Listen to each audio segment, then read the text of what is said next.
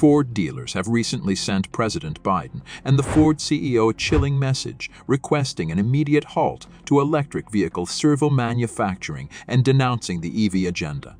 In a letter to Biden this week, executives from automobile dealerships throughout the country, from Massachusetts to Alabama to Wyoming, urged him to abandon plans for the auto sector to comply with green energy standards and EV regulations, pointing out that American customers show little interest in EVs. The auto dealers informed Biden, "We are asking you to slow down your proposed regulations mandating battery electric vehicle production and distribution. The proposed rules by your administration would basically force a significant transition to battery electric cars (BEVs), with the requirement growing yearly until 2032, when 2 out of every 3 vehicles sold in the United States would need to be BEVs. But truth is that the existing restrictions are causing a huge inflow of BEVs to arrive at our dealerships, and the demand for electric vehicles is not keeping up with this supply. Our lots are getting more and more BEVs." The vehicle dealers claim that enthusiasm has stalled with EVs and that even with deep price cuts, manufacturer incentives, and generous government incentives, the number of unsold EVs languishing on dealership lots is rising. The auto dealers write to Biden, "With every day that goes by, it is more and more clear that this attempted mandate for electric vehicles is unrealistic based on current and forecasted customer demand. Electric vehicles are already piling up on our lots, which is our best indication of market demand from customers."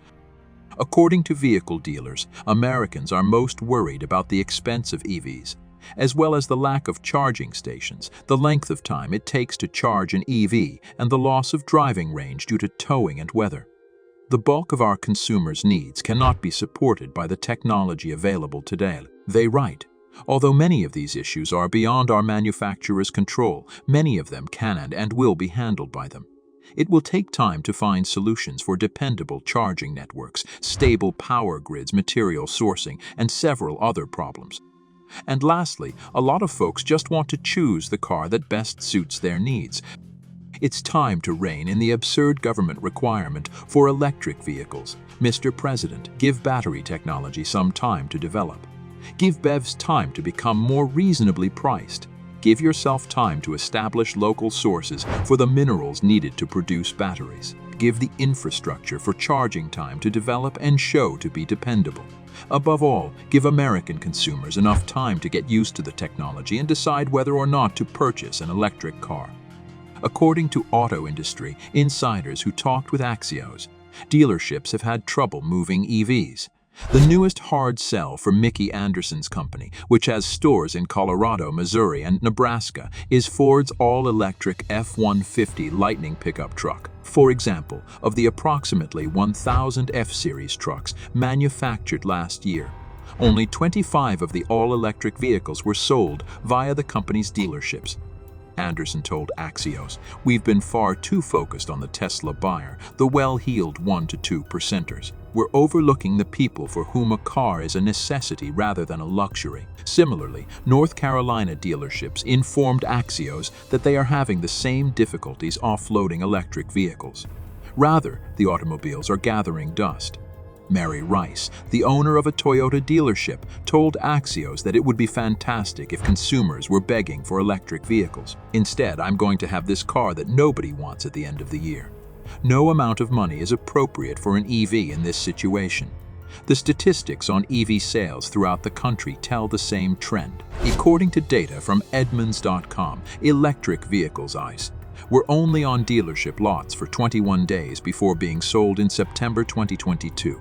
EVs are currently left on dealership lots for 65 days. About 4,000 of these dealers are so agitated that they've written to President Biden pleading with him to put an end to this crazy EV sales situation.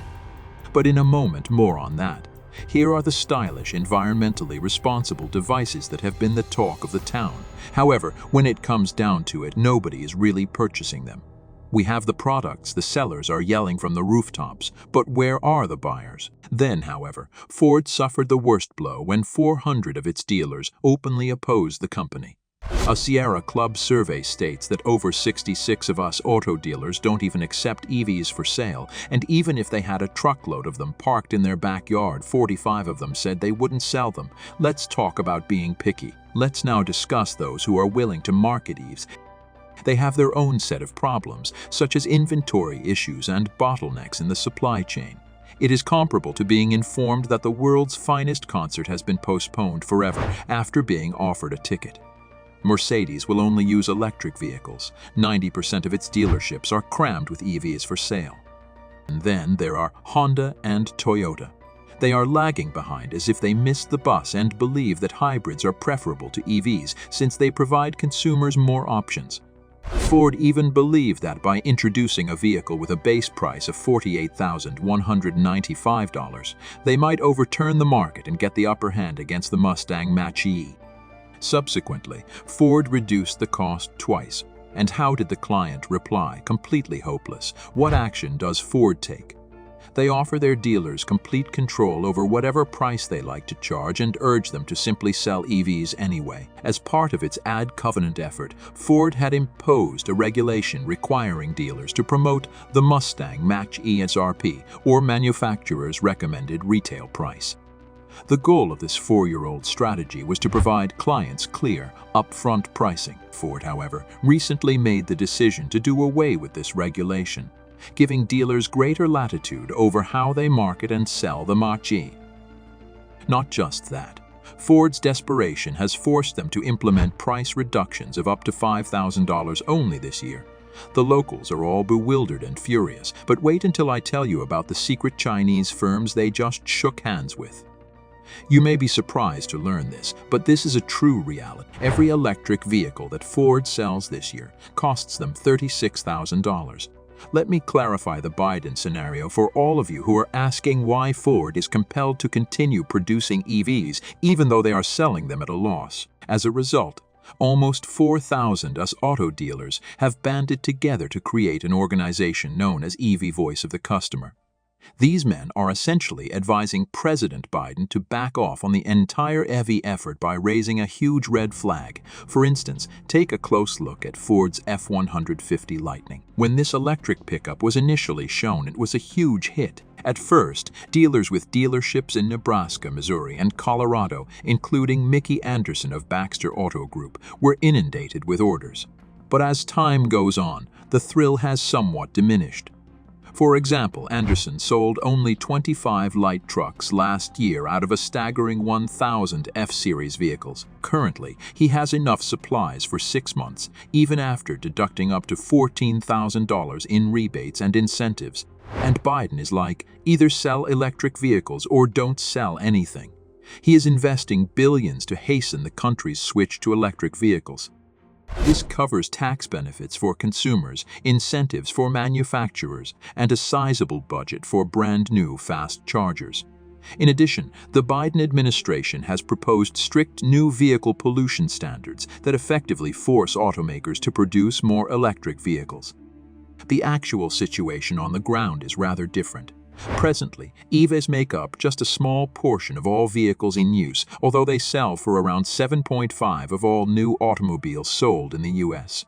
The cost of EVs may still be too expensive for many consumers, even with reduced costs and government incentives. What will Jim Farley do next then? He's returning to ICE and reducing output, the classic gas-powered vehicles that are really contributing to Ford's financial success. Therefore, Ford risks serious financial collapse if it continues to produce EVs just to appease political figures. Do you believe the additional premium cost of EVs is worth it? Please share your ideas with me in the comment section below. I just posted a video on important news that might harm the electric vehicle market as a whole. If you want to be genuinely surprised by what's going to happen with EVs, definitely check it out.